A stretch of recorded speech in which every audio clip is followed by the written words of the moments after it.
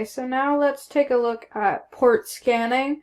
So we are going to work with our virtual machines at this point, so we need to disengage from the internet at large, since we do not have permission to perform a pen test on those hosts, so we do want to keep our testing from now on in our lab environment.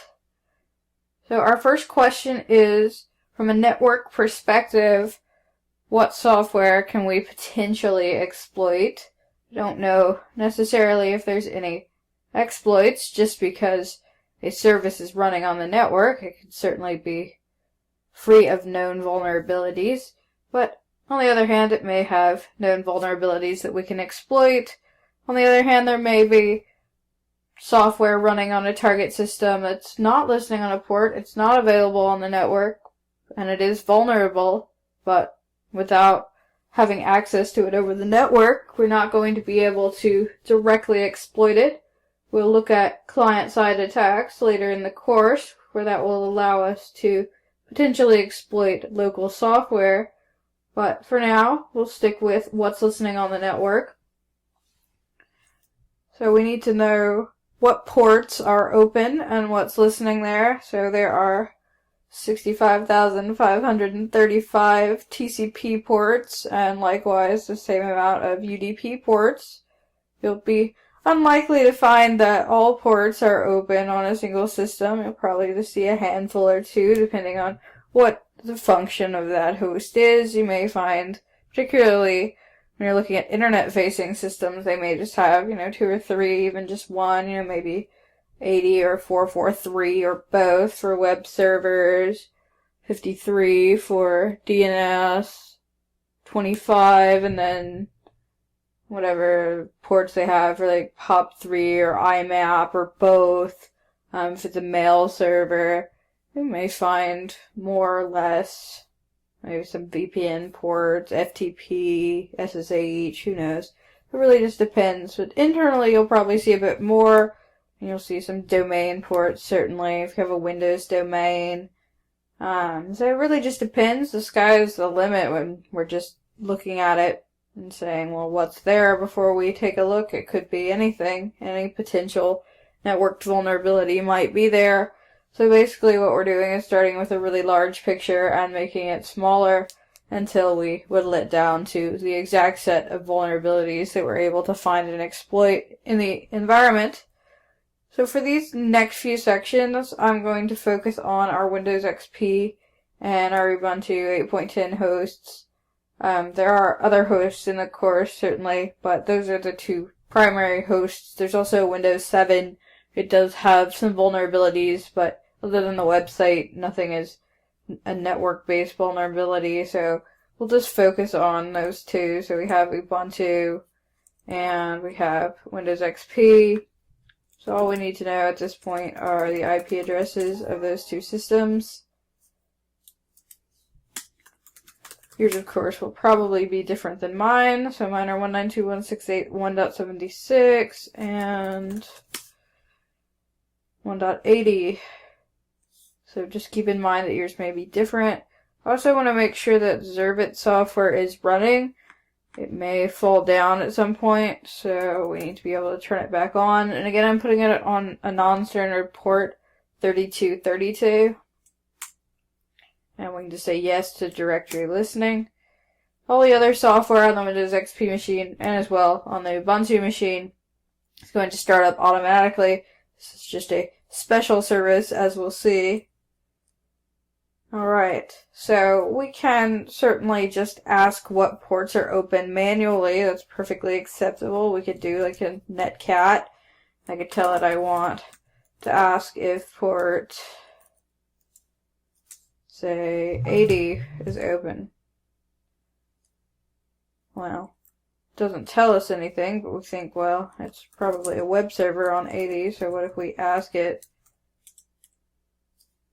That seems to be an HTTP response. But what if instead we tell it to do netcat verbosely?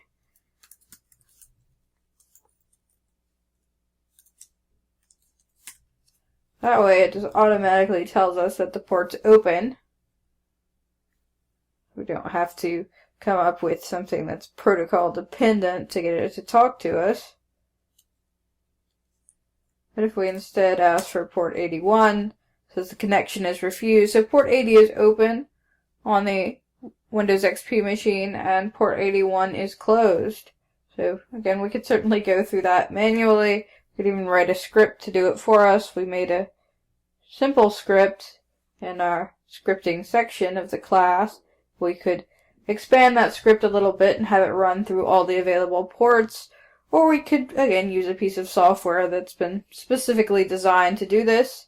Possibly the best known and most powerful port scanner is a tool called InMap. It, as we'll see, has lots of additional functionality besides just network mapping, but that is its original purpose. So there is a lot of things you can do with InMap. There is, of course, a man page, but in typical man page fashion, it's not too friendly to read. I would actually say that if we go to inmap.org, there is a book here online that I think is probably a better place to look for reference. Certainly you can use the man page, but I prefer this reference guide over here to the left. Basically an entire book online about InMap. For instance, target specification, different ways you can specify which targets you'd like to scan. A whole section on that. And of course, kinds of scans. Go back. So port scanning basics, for instance. And so ports are open, closed, filtered, unfiltered. So there's a possibility that there's a firewall between you and the open port, so even if it is open, you may not be able to talk to it. With these particular two hosts, neither one of them are running a host-based firewall. The Windows 7 box is. So if you try and InMap that one, which you're certainly welcome to do, you will see that far less ports are listening. It's probably because of the Windows firewall. Port scanning techniques. So, like, SS is a SYN scan for TCP. So TCP, if you are unfamiliar, does a three-way handshake. So we send over a SYN, basically says, hey, I'd like to open a connection. It writes back and it says SYN ACK, so SYN-ACK, and basically acknowledges that we would like to open a connection. And we send back the third part of the handshake, which is an ACK, and that will open up a TCP connection. So with the SYN scan, what we do is we send over the SYN, listen for the SYN ACK, but then never actually send the ACK. So we don't complete the three-way handshake. Some people call this a stealthy scan. I don't really think it's particularly stealthy. There's nothing to say that someone couldn't log half-open scanning. You could just say anytime someone sends a SYN that we should log it, so it's certainly not completely stealthy, so it's not necessarily really that much better than a full connect scan, which is the next one. So ST would finish up the three-way handshake. And of course there's UDP scans as well. As we'll see, UDP is a little bit harder to scan because it is connectionless. There's other ones as well. There's all sorts of different scans, lots of different ways that have at some point in the past allowed us to bypass filtering technologies. Hopefully any firewalls or other filters that you'll run into today will be able to see through, like ACK scans or Christmas tree scans where you set all the bits on the TCP packet, but at some points it has been able to fool different filters to get by and bypass filters. Hopefully that won't work anymore. There's lots of different scans. Again, I encourage you to, when the video's over, try some different ones. We'll just look at a few basic ones that I use all the time in my pen tests. So let's start with just a SYN scan. So -s big S. And then we can tell it the hosts we want. Again, there's lots of different ways to specify hosts. Since this is just 2 hosts, it's not too hard to just give a list like this. You can have it pull from a file with dash, little I, big L. You can do a range, you can do a /24, / whatever net mask you want. And let's do -O for our output. We are going to output these to a file. It is certainly worthwhile to do so. We do want to be keeping good notes in our pen tests, of course. I mean, however you want to do this, for all it matters, pen and paper works. There's tools specifically for keeping pen test notes, like Dratus or KeepNote, but I just like to keep all my output, so this is how Nmap does the output. So it puts it out in 3 different formats. You can specify a specific format, or like I am here, just use a big A for all. That'll put it out in XML format, Nmap format, which is the same as we'll see printed out to the screen, nicely readable and formatted. There's also GNmap, which is greppable Nmap, which, as the name implies, is greppable and easy to use the grep tool to pull specific strings out. So then we just want to tell it the beginning of the name, so I'll just call it class scan. And it'll make classScan.nmap, classScan.gnmap, and classScan.xml. Mine was pretty fast, since I'm on my local network. It may take a little bit longer. So, if we take a look at our output, looks like on 80, which is, let's make this bigger. There we go. On 80, which is the Ubuntu machine, it looks like we've got, for TCP, we've got 21. Note that these services are just a guess at this point. We haven't even finished the connection. We're not really sure what's listening there. Someone could run different software on these ports, but the default for 21 is FTP. Looks like SSH, web server, and like Samba things, network file system. On Windows, looks like FTP, simple mail transfer protocol, so mail server, 80, so we've got a web server here as well. We've got our HTTPS web server, so we've got MySQL, we've got our SMB as well. So anything that's not on those ports is definitely not listening, right? Well, actually wrong. Remember we opened up that Zerbit port 3232, and we don't see that on our list here for XP at all.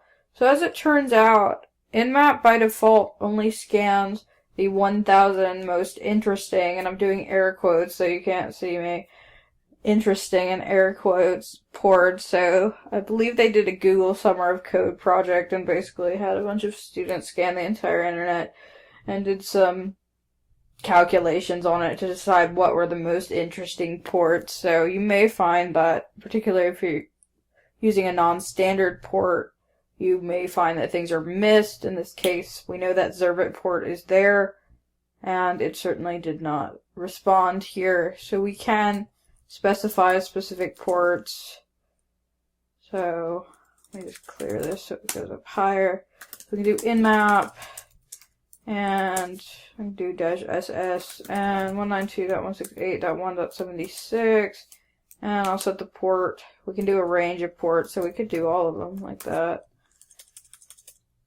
Or we'll just set a specific port, so I'll say I want port 3232. And it's open, but the service is unknown. It doesn't know of any standard thing that listens on 3232. So it can miss ports, so I would encourage you to do the full range of ports. You might miss something, particularly internally. There's probably some proprietary something lying around somewhere if they do any development. So we can also do UDP, so -SU for UDP, and this is going to be a little bit different on what we see. So 76 and 80 in my case. Do my output again. I always need to remember to do my output. We'd like to keep our notes. Oops, misspelled 80 there. So this is going to be a little bit slower. Again, UDP is connectionless, so whereas with TCP we should expect to see a response immediately or nothing, with UDP, I mean, how long do you wait? So it is waiting for a second to see if it's going to get a response. And so that could take us a little bit of time to run, even here locally. I mean, we did the TCP on these same systems that are all on this virtual machine network on my host, and it was significantly faster than we're seeing here. I mean, I can always open up another terminal rather than sit here and watch it.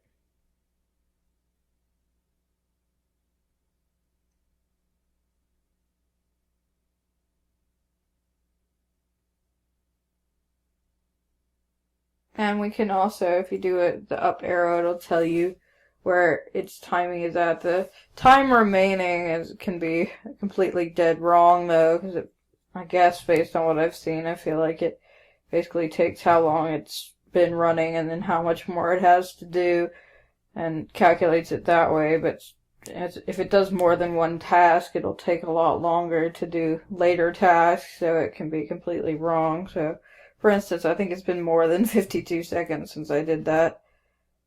See, now it thinks it's 1 minute and 13 seconds remaining, so you kind of have to take the time remaining with a grain of salt.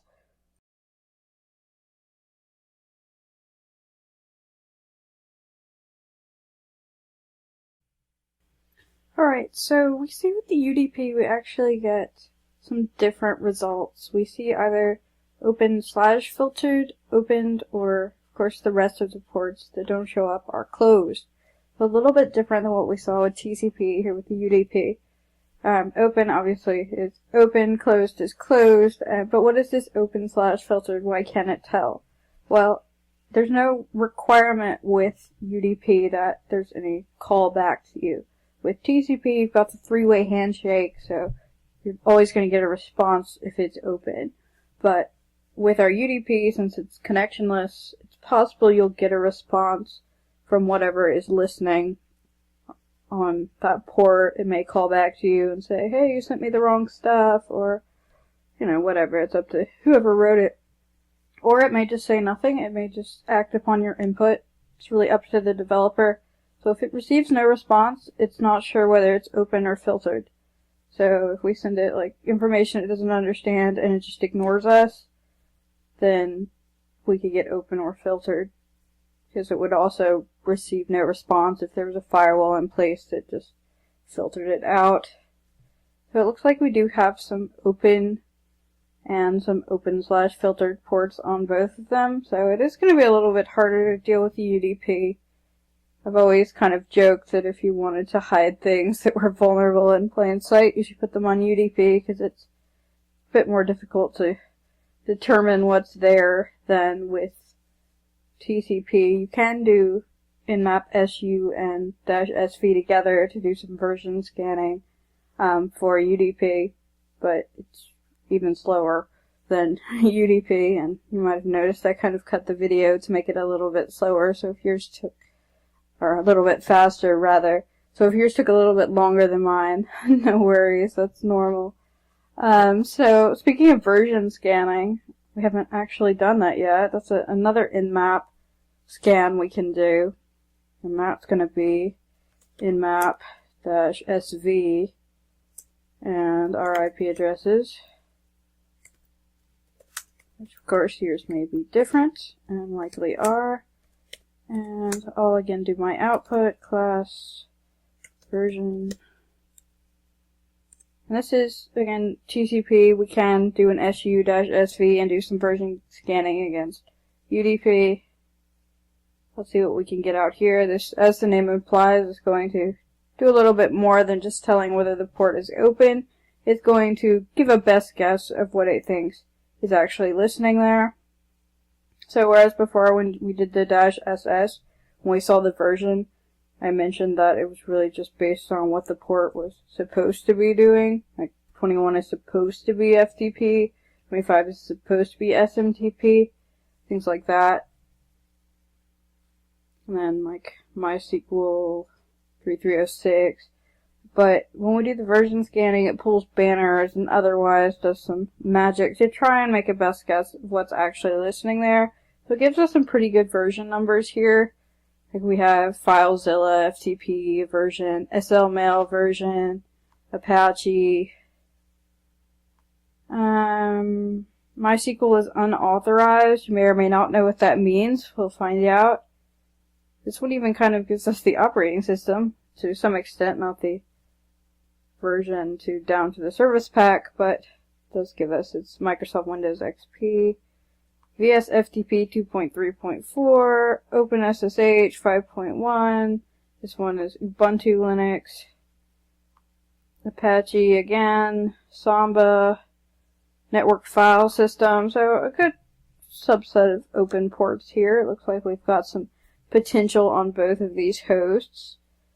Of course, we forgot all about that extra port that we found, 3232, so we need to either do a -P for the whole range with SV, or we could just do it like this. Just take a single port, makes it a bit quicker. That is on Windows, so 76 in my case. And we see that this kind of hangs a little bit. If we go back to XP and see what's going on, which we have access to it, so we can of course do this. This actually crashes our Zervit program, which we know how to restart, so no problems there. We can just restart it when we're ready, but you may not always be able to do that. If you're on a pen test, chances are, you can hang your head in shame and go to the people who hired you and say that you knocked something over. Can you please put it back up? But the main point that I want to make with this is that you should never tell your customers that nothing will go wrong, because this is just Nmap. All we're doing here is port scanning. It's really unfortunate that people build software that can't hold up to a port scanner, but they do. A lot. Not all the time, of course, but, people who write software aren't always thinking about things like dealing with input that is not expected. So, especially in this case, it's listening on a non-standard port. Nmap has no idea what it should send it. So, it seems that Zervit, if it doesn't get input that it expects, it just crashes. So, never guarantee to your customers that nothing will go wrong. It is possible something will. Hopefully not at this stage when we're just port scanning, but, you may knock something over, and they need to be aware of that. But again, we can just restart this. And it does, after a little bit of time say, I don't know what this is, but it does print out what it got back before the crash. So you can kind of get an idea by reading this. I mean, it's very ugly, but HTTP 1.0, 20 being a space with the /x, 200 OK, server Zervit 0.4, powered by Carbona. You kind of get an idea of what it is just from that, even though Nmap couldn't decide. Looks like it's Zervit 0.4, which, again, if we were on a pen test, Zervit may be dead forever, and knowing that may or may not do us any good whatsoever. So, I mean, it really just depends. Of course, in our case, again, we can just restart it, so no worries there. And that's a little bit about Nmap. Again, I encourage you to go to... So that's a little bit about Nmap.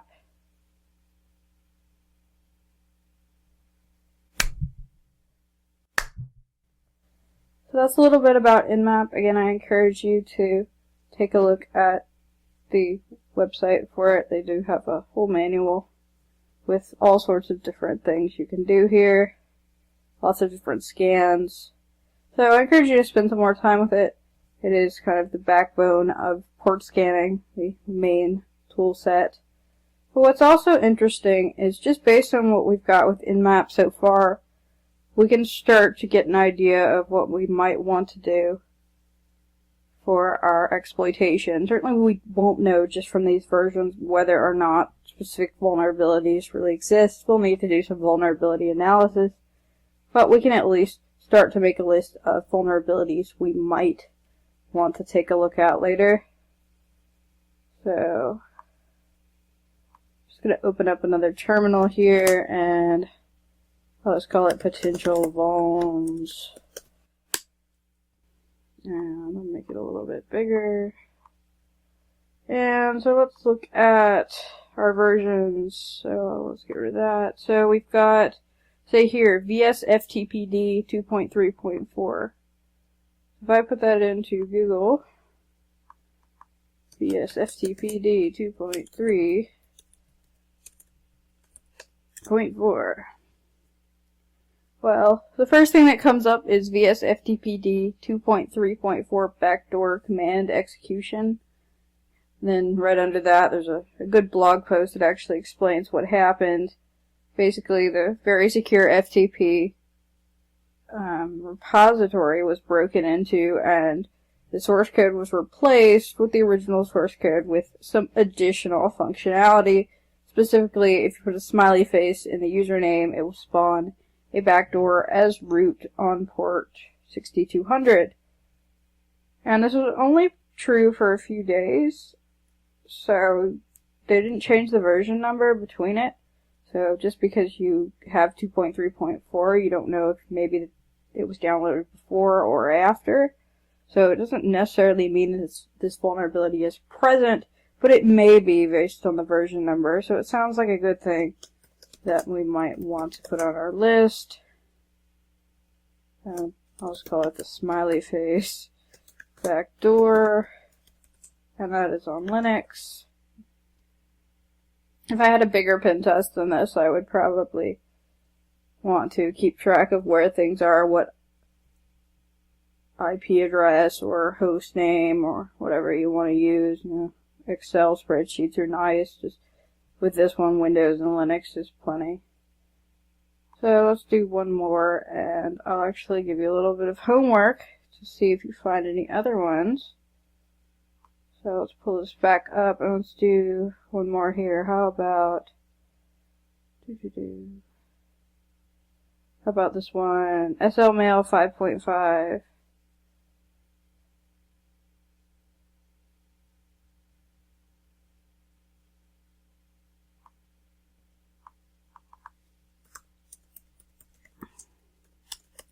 If I put that into Google, again, pretty much the first thing that comes up is that there is a buffer overflow, and it says it's POP3, and this gives me to exploit database, so I'll actually have code for it, which we'll see how to write this kind of code ourselves a bit later in the course when we do exploit development.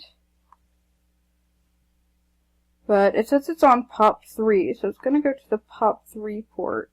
If you aren't sure what that is, it might actually say in here.